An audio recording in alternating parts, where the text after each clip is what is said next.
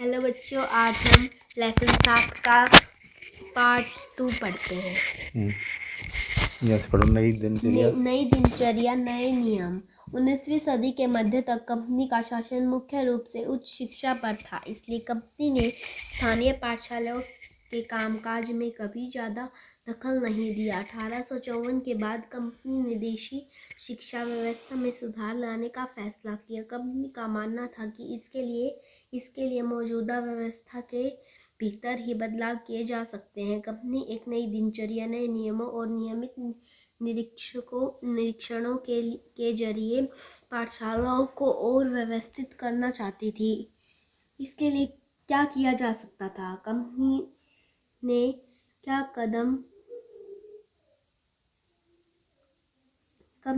कदम उठाए?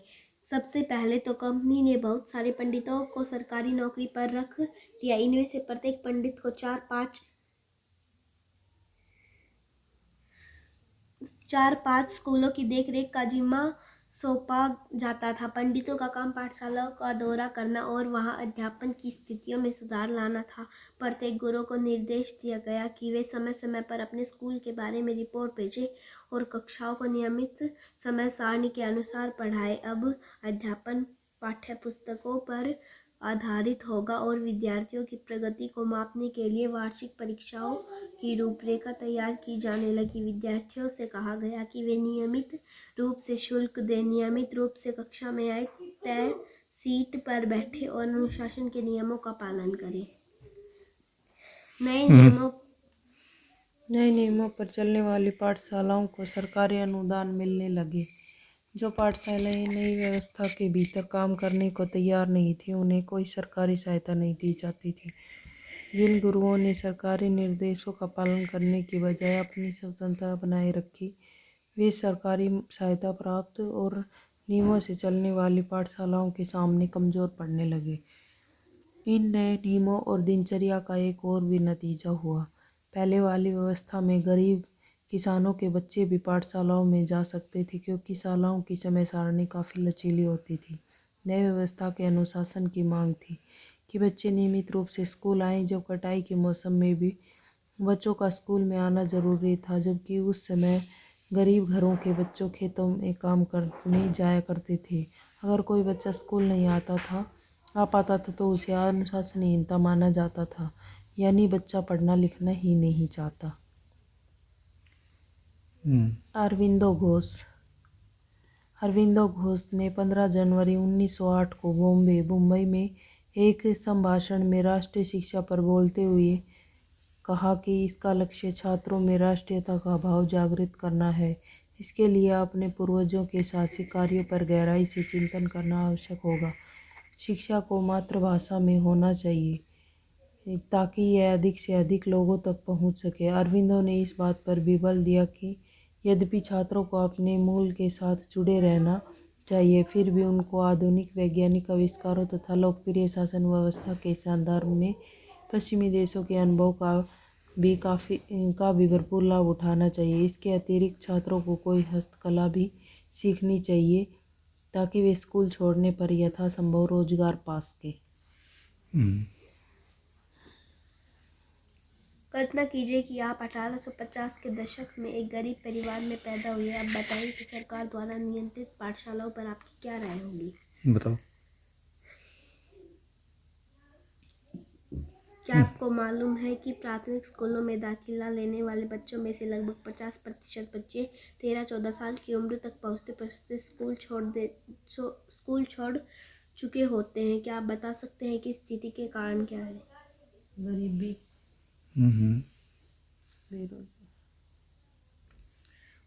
और चलो आगे। राष्ट्रीय शिक्षा की कार्यसूची।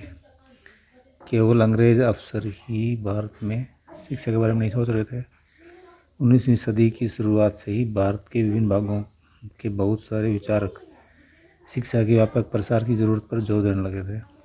यूरोप में आ रहे बदलावों से प्रभावित कुछ भारतीयों का मानना था कि पश्चिमी शिक्षा भारत का आधुनिकीकरण कर सकती है।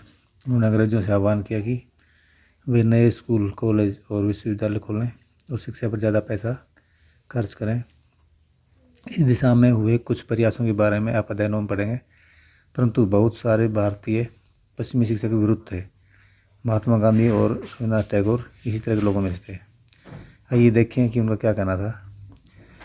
अंग्रेजी शिक्षा में ने हमें गुलाम बना दिया है। महात्मा गांधी का कहना था कि औपनिवेशिक शिक्षा ने भारतीयों के मस्तिष्क में हीनता का बोध पैदा कर दिया है। इसके प्रभाव में आकर यहाँ के लोग पश्चिमी सभ्यता को श्रेष्ठ मानने लगे हैं और अपनी संस्कृति के प्रति उनका गौरव भाव नष्ट हो गया है। महात्मा गांधी ने कहा कि इस शिक्षा में विष भरा है, यह पापपूर्ण है, इसने भारतीयों को दास बना दिया है, इसने लोगों पर प्रभाव डाला है। उनके मुताबिक पश्चिम से अभिभूत, पश्चिम से आने वाली हर चीज़ की प्रशंसा करने वाले इन संस्थानों में पढ़ने वाले भारतीय ब्रिटिश शासन को पसंद करने लगे थे। महात्मा गांधी एक ऐसी शिक्षा के पक्षधर थे जो भारतीयों के भीतर प्रतिष्ठा और स्वाभिमान का भाव पुनर्जीवित करे। राष्ट्रीय आंदोलन के दौरान उन्होंने विद्यार्थियों से आह्वान किया कि वे शिक्षण संस्थानों को छोड़ दें और अंग्रेजों को बताएं कि अब वे गुलाम बने रहने को तैयार नहीं हैं। महात्मा गांधी की दृढ़ मान्यता थी कि शिक्षा केवल भारतीय भाषाओं में ही दी जानी चाहिए। उनके मुताबिक अंग्रेजी में दी जा रही शिक्षा भारतीयों को अपाहिज बना देती है। उसने उन्हें अपने सामाजिक परिवेश से काट दिया है और उन्हें अपनी ही भूमि पर अजनबी बना दिया है। उनकी राय में विदेशी भाषा बोलने वाले, स्थानीय संस्कृति से घृणा करने वाले अंग्रेजी शिक्षित भारतीय अपनी जनता से जुड़ने के तौर तरीके भूल चुके थे। महात्मा गांधी का कहना था कि पश्चिमी शिक्षा मौखिक ज्ञान के बजाय केवल पढ़ने और लिखने पर केंद्रित है। उसमें पाठ्यपुस्तकों पर तो जोर दिया जाता है, लेकिन जीवन अनुभवों और व्यवहारिक ज्ञान की उपेक्षा की जाती है। गांधी का तर्क था कि शिक्षा से व्यक्ति का दिमाग और आत्मा विकसित होनी चाहिए। उनकी राय में केवल साक्षरता यानी पढ़ने और लिखने की क्षमता पा लेना ही शिक्षा नहीं होती। इसके लिए तो लोगों को हाथ से काम करना पड़ता है, हुनर सीखने पड़ते हैं और ये जानना पड़ता है कि विभिन्न चीज़ें किस तरह काम करती हैं। इससे उनका मस्तिष्क और समझने की क्षमता दोनों विकसित होंगे। गांधी, महात्मा गांधी और कस्तूरबा गांधी शांति निकेतन में रविन्द्रनाथ टैगोर के और लड़कियों की एक टोली के साथ बैठे हैं 1940। ठीक है, देखो रविन्द्रनाथ टैगोर है ना, ये गुरुदेव, ये महात्मा गांधी कस्तूरबा गांधी है, लड़कियों की टोली रही है। देश की जनता को सभ्य बनाना, राष्ट्र को शिक्षित करना।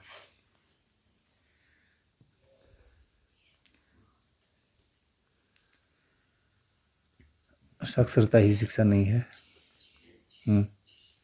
महात्मा गांधी ने लिखा था, शिक्षा से मेरा मतलब इस बात से है कि बालक और मनुष्य के देह, मस्तिष्क और भावना के श्रेष्ठ तत्वों को सामने लाया जाए। साक्षरता न तो शिक्षा का अंत है और न ही उसकी शुरुआत। यह तो केवल एक साधन है जिसके जरिए पुरुषों और महिलाओं को शिक्षा दी जा सकती है।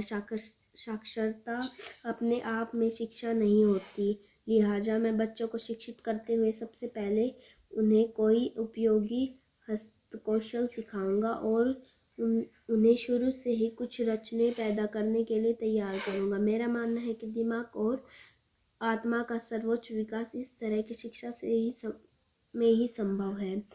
प्रत्येक हस्तकौशल आज की तरह केवल यांत्रिक ढंग से ही नहीं बल्कि वैज्ञानिक ढंग से पढ़ाया जाना चाहिए। यानी बच्चे को प्रत्येक प्रक्रिया के क्यों और किस लिए का पता होना चाहिए। The collected works of Mahatma Gandhi, खंड 72, पृष्ठ 79।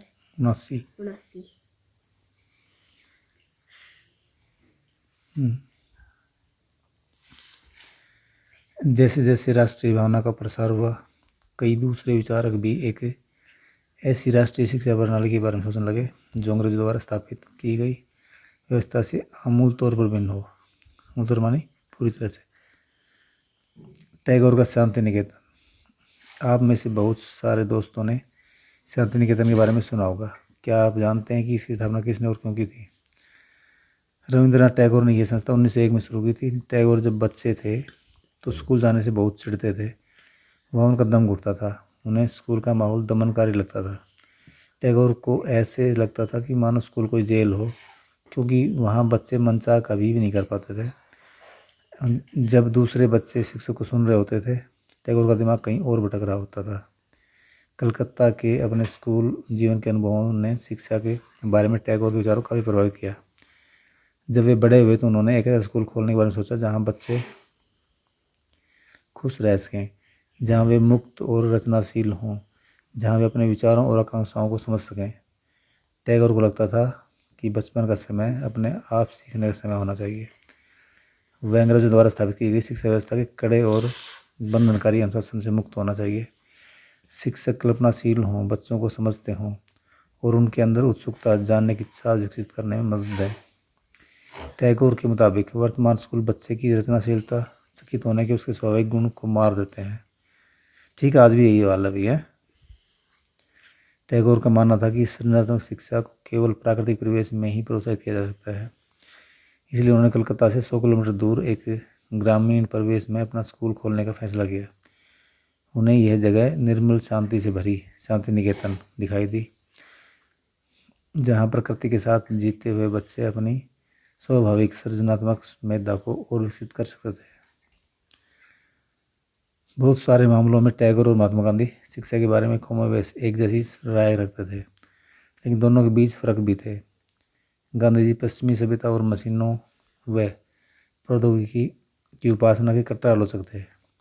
टैगोर आधुनिक पश्चिमी सभ्यता और भारतीय परंपरा के श्रेष्ठ तत्वों का सम्मिश्रण चाहते थे। उन्होंने शांति निकेतन में कला, संगीत और नृत्य के साथ साथ विज्ञान और प्रौद्योगिकी की शिक्षा पर भी जोर दिया। प्रौद्योगिकी माने टेक्नोलॉजी। क्या है ये? टेक्नोलॉजी। जैसे हमारे टीवी, मोबाइल फ़ोन या मशीन आ रहे हैं, बड़ी बड़ी मशीनें, ठीक है, ऑटोमेटिक गाड़ियाँ आ रही हैं, क्या है सारी ये? प्रौद्योगिकी। ठीक है, प्रौद्योगिकी है। इस प्रकार बहुत सारे लोग इस बारे में भी सोचने लगे थे कि एक राष्ट्रीय शिक्षा प्रणाली की रूपरेखा क्या होनी चाहिए। कुछ लोग अंग्रेजों द्वारा स्थापित की गई व्यवस्था में परिवर्तन चाहते थे। उनका मानना था कि इसी व्यवस्था को इस तरह फैलाया जाए कि उसमें ज़्यादा से ज़्यादा लोगों को पढ़ने के मौके मिले। इसके विपरीत बहुत सारे लोग ऐसे भी थे जो कि वैकल्पिक व्यवस्था चाहते थे, ताकि लोगों को सच्चे अर्थों में राष्ट्रीय संस्कृति की शिक्षा दी जा सके। कौन तय करे कि सच्चे अर्थों में राष्ट्रीय क्या होता है? इस राष्ट्रीय शिक्षा की बहस स्वतंत्रता के बाद भी जारी रही। ठीक, आज तक भी जारी है किस्म से। चलो अब अन्यत्र पढ़ो भी जल्दी से। सभ्य करने के लिए शिक्षा। 1870 में शिक्षा अधिनियम लागू होने तक आमतौर पर पूरी आबादी के लिए व्यापक शिक्षा व्यवस्था नहीं थी। बाल मजदूरों बहुत बड़े पैमाने पर थी, इसलिए गरीब अपने बच्चों को स्कूल नहीं भेज पाते थे। परिवार चलाने के लिए उनकी आय महत्वपूर्ण थी। स्कूल भी बहुत कम थे। ज़्यादातर स्कूल चर्च या रईसों द्वारा स्थापित किए गए थे।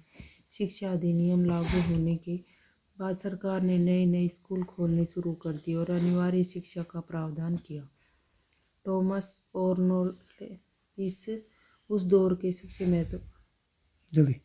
सबसे महत्वपूर्ण शैक्षिक विचारकों में से एक थे।